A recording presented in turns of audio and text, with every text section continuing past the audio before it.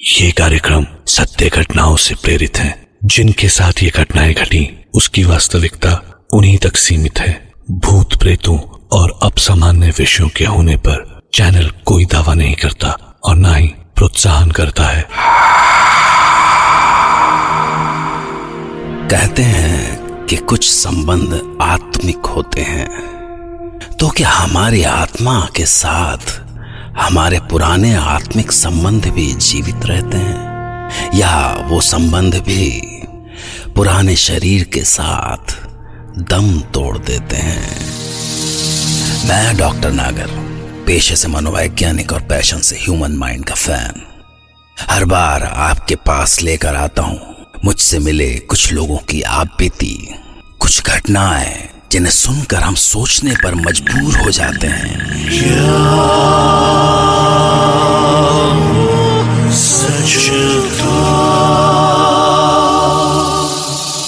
आज हमारे साथ हैं उत्कर्ष नैथानी और वो सुनाएंगे उनके साथ घटी एक सच्ची घटना, जब उन्हें लगा कि वो उत्कर्ष नहीं बल्कि जीतू बगड़वाल है।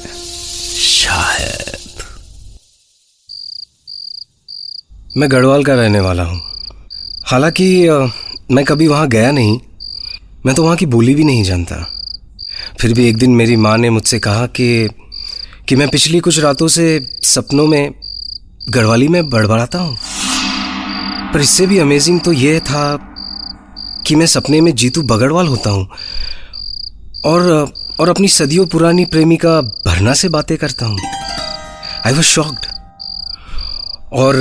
और इन सपनों से परेशान होकर मैंने खुद उत्तराखंड जाकर इस जीतू बगड़वाल और उसके सपनों की सच्चाई पता लगाने का फैसला किया। और वहाँ जाकर पता चला ये जीतू बगड़वाल एग्जिस्ट्स। वो 17वीं सेंचुरी का एक ज़मींदार हुआ करता था। गांव वाले आज भी किसी देवता की तरह रिचुअल करके उसकी आत्मा को बुलाते हैं। ये जीतू ते सोबनु होला गरीबा का बेटा, जीतू ते सोबनु होला गरीबा का बेटा, माता ते सुमेरा छे छुट्टी बोले सोबनी। योद्धा तो बेजोड़ था जीतू। रूप और बांसुरी बजाने की कला तो उसके पास ऐसी कि पहाड़ की हर लड़की उसकी दीवानी थी। पर जीतू सिर्फ भरना का था। एक बार रोपाई का मौसम आया और रोपाई की तिथि निकालने पंडित जी आए। पाए लागो पंडित जी, आइए आसन ग्रहण करें।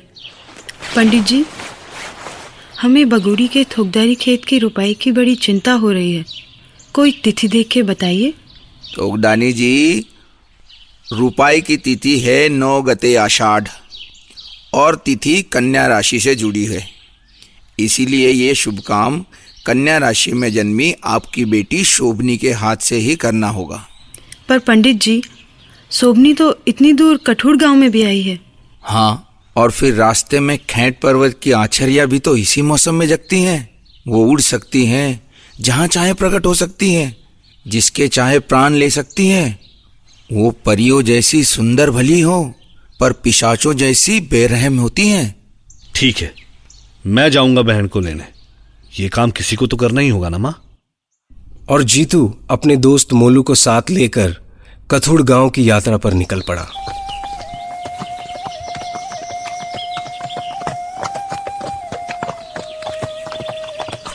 जीतू और मोलू खेंट पर्वत के ऊंचे नीचे रास्तों पर चले जा रहे थे कि तभी जीतू ने एक सुंदर आवाज सुनी। खेचाली माजी बेर हो किदानी, आँखों माँ चूंद आंसू को पानी, राते की जून जब धार आंधी। मोलू, तूने सुना? भरना की आवाज। दोस्त, भरना मुझे बुला रही है। दोस्त जीतू, हमने कहा था हम रास्ते में भरना की बात नहीं करेंगे। क्या करूं मोलू, जब तक ये सांस है मैं भरना को भूल नहीं सकता। मोलू, शोभनी को लेने तू चला जा, मैं भरना से मिलकर आऊंगा। पर जीतू सुन तो। उधर मोलू शोभनी की ससुराल के लिए निकला और इधर जीतू घोड़े से उतरकर बांसुरी बजाने लगा।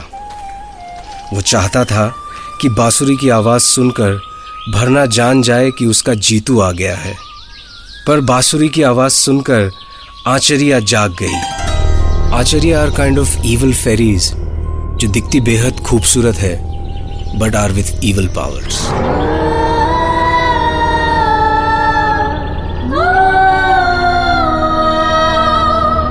बहनों सुनो तो, इतनी सुंदर बांसुरी कौन बजा रहा है? किसकी बांसुरी हमारे प्राण खींचे लिए जा रही है? अरे वो देखो, कैसा सुंदर राजकुमार। वो तो जीतू है। हमें जीतू चाहिए, चलो उसे लेकर आते हैं। जीतू, ए जीतू, तुझ पर हमारा दिल आ गया है, तुझे हमारे साथ चलना होगा। जीतू 100 लड़ाकों से लड़ सकता था, पर वो जानता था कि इन आचरियों से तो दुनिया की कोई ताकत नहीं जीत सकती। इसलिए उसने उनके सामने हाथ जोड़ के विनती की।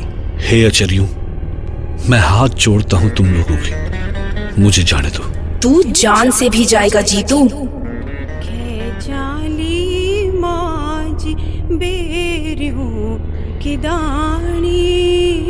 सुनो, भरना मुझे बुला रही है, मुझे उसके पास जाने दो। मैं उससे नहीं मिला तो वो मर जाएगी। तुम्हारे कारण दो लोगों की जाने जाएंगी। मुझे जाने दो आचर्यों। तो ठीक है जीतू, तू जा और भरना से आखिरी बार मिल के आ, पर तुझे वचन देना होगा कि उसके बाद तू सदा के लिए हमारे साथ चलेगा। सोचता क्या है जीतू, वचन दे। ठीक है, मैं वचन देता हूं। मैं भरना से मिलने के बाद 9 गते आषाढ़ को रुपाई के लिए अपने खेत में पहुंचूंगा। मैं वहीं मिलूंगा तुम्हें, अपने सारे कुनबे के साथ। तुम उन सब के सामने मुझे ले जाना, ताकि दुनिया कभी ये ना सोचे कि जीतू ने अपना वचन नहीं निभाया। और आचर्यों को वचन देकर जीतू उदास मन से निकल पड़ा अपनी भरना से मिलने। जीतू, तुम आ गए। जीतू, मैं जानती थी तुम जरूर आओगे अपनी भरना से मिलने। कितने मौसम आए और लौट गए, पर तुम नहीं आए। सारी दुनिया ने मुझे ताने दिए, फिर भी मैं जिंदा रही, क्योंकि मैं जानती थी तुम जरूर आओगे। जीतू, जीतू, तुम चुप क्यों हो? क्या हो गया तुम्हें? कुछ बोलते क्यों नहीं? बोलो जीतू, तुम ऐसे दुखी क्यों हो? भला अपनी भरना के पास रहकर जीतू दुखी हो सकता है? नहीं जीतू, तुम कुछ छुपा रहे हो। बताओ जीतू, क्या हुआ है तुम्हें? भरना, मैं तुम्हें कुछ देना चाहता हूं जिसे तुम कभी ना भुला सको। कहो तो मैं जान भी दे सकता हूं। वरना जीतू, तुम मांगो ना, कुछ भी। अगर कुछ देना ही चाहते हो मुझे, तो जीतू अपनी सुंदर आवाज में बस एक गीत सुना दो, मेरे लिए, सिर्फ मेरे लिए। झपुण्याली होळी सणी बुरासा कीटली 12 महीनों की होळी वो 12 वसुंधरा ऋतु बोड़ी आली स्याली दाई जैसो फेरो तेरी मेरी भेंट स्याली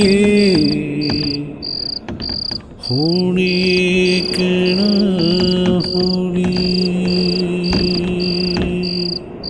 जीतू के इस गीत का मतलब था पहाड़ की वादियों में फिर से फूल खिलेंगे, फिर बहारें आएंगी, पर मेरी भरना तब मैं तुमसे दूर जा चुका हूँगा। और गाते गाते जीतू का गला रुंध गया और जीतू, जीतू, रुक जाओ जीतू, जीतू, मत जाओ, मत जाओ जीतू, रुक जाओ जीतू। भरना पुकारती रही पर जीतू नहीं रुका। वह दूर घाटी में चलता चला गया। और फिर वो दिन आया, 9 गते आषाढ़, जब जीतू के खेतों में ढोल बाजे के साथ रोपाई की रस्म हो रही थी। पूरे परिवार के बीच खुशियां मचल रही थी, पर तभी आचरिया जीतू को लेने आ गई।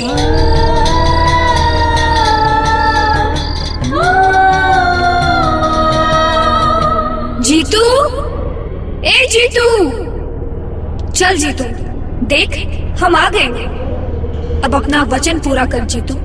बस 2 पल रुक जाओ, मैं चलूंगा, पर पहले मुझे अपनों से विदा लेने दो।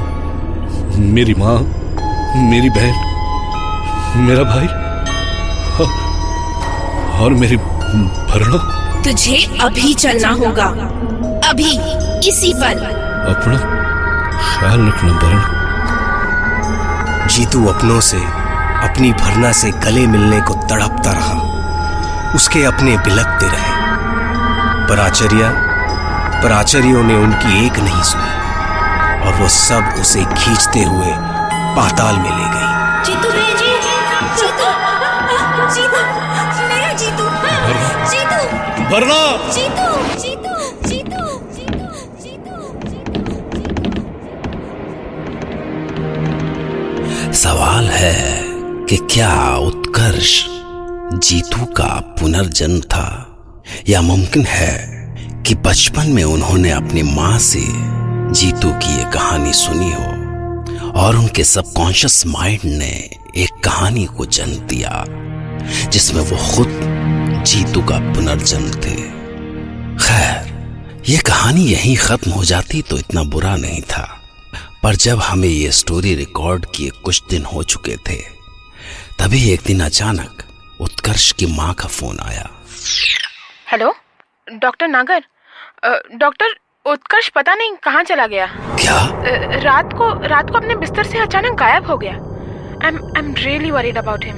वो यहीं कहीं होगा। नहीं, वो कह रहा था कि उसे कुछ रातों से सपनों में आचार्या दिखती है और कहती है कि जीतू तुझे हमारे साथ चलना होगा, ऐसा कुछ। डॉक्टर साहब, कहीं ऐसा तो नहीं कि? My God,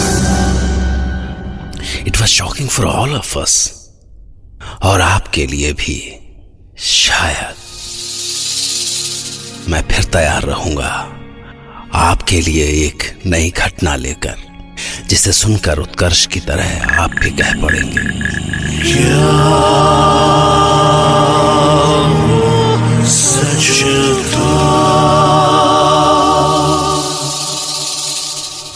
और एक आखिरी बात, सपने हमारे बीते हुए कल का आईना होते हैं, इसलिए सपनों को हल्के में मत लीजिएगा।